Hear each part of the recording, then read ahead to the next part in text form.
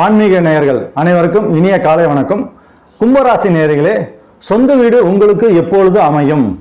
மேலும் சொந்த வீடு அமைய தடையாய் இருக்கக்கூடிய காரணங்கள் என்ன? அதற்கு பரிகாரம் என்ன? சொந்த வீடு எப்பொழுது எந்த வயதில் உங்களுக்கு அமையும்?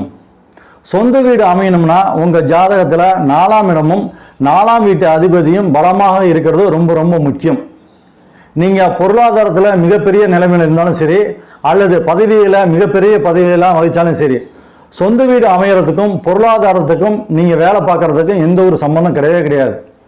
கிரகநிலைக்கும் சொந்த வீடு அமையறதுக்கும் சம்பந்தம் இருக்கும் தவிர, உங்க பொருளாதாரத்துக்கும் நீங்க கோடிக்கணக்கில் பணம் வச்சிருந்தாலும் சரி, பெரிய வேலை பார்த்தாலும் சரி, சொந்த வீடு அமையணும்னா உங்க ஜாதகத்துல கிரக நிலைகள் நல்லபடியா இருக்கிறது ரொம்ப ரொம்ப முக்கியம். சொந்த வீடு அமையணும் அப்படின்னு பார்த்தீங்கன்னாக்கா, உங்க ஜாதகத்துல உங்க ராசி அதிபதி சனி பகவான். சனி பகவானுக்கு நெருங்கிய நட்பு கிரகங்கள் சுக்கிர பகவானும் புதன் பகவானும். 2 கிரகங்களும் பலமா இருக்கிறது ரொம்ப ரொம்ப முக்கியம். சுக்கிர பகவானும் புதன் பகவானும் உங்க ஜாதகத்துல மிகப்பெரிய யோகமான கிரகங்கள் ஆகும்.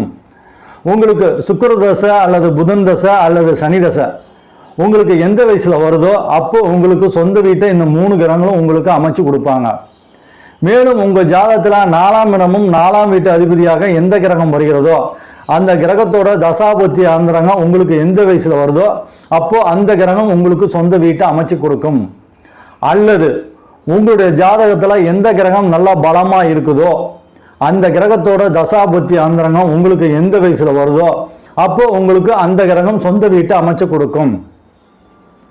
சொந்த வீடு அமைய தடையா இருக்கக்கூடிய காரணங்கள், 4ஆம் இடமும் 4ஆம் வீட்டு அதிபதியும் சரியில்லை என்றால் சொந்த வீடு அமைய தடையா இருக்கும்.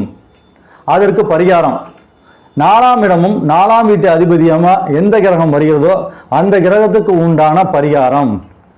மேலும் அடிப்படையில் நீங்க பிறக்கும் போது ஜாதகத்துல எந்த கிரகம் பலவீனமான நிலையில் இருக்குதோ அந்த கிரகம் கூட சொந்த வீடு அமைய தடையை ஏற்படுத்தும். அந்த கிரகத்துக்கு உண்டான பரிகாரம். இதுக்கெல்லாம் மேல ஃபர்ஸ்ட் பார்த்தீங்கன்னா உங்க குலதெய்வ வழிபாடு. உங்க குலதெய்வ வழிபாடு 4ஆம் இடமும் 4ஆம் வீட்டு அதிபதியாக எந்த கிரகம் வருகிறதோ அந்த கிரகத்துக்கு உண்டான பரிகாரம்.